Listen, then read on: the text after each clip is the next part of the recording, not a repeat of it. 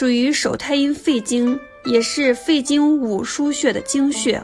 五行属金，经即经过，渠即沟渠，精气流注于此，如水经过沟渠，故名经渠。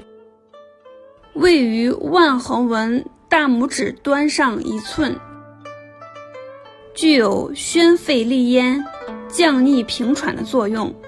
它能使肺气冲达顺畅，寒能补，热能泄，宣发和肃降的功能运行旺盛。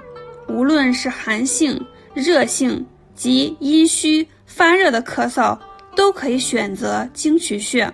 平时可以点揉经渠穴，以大拇指按住经渠穴，保持一定的压力，用指腹在经渠穴上做旋转，顺时针或逆时针各揉300下。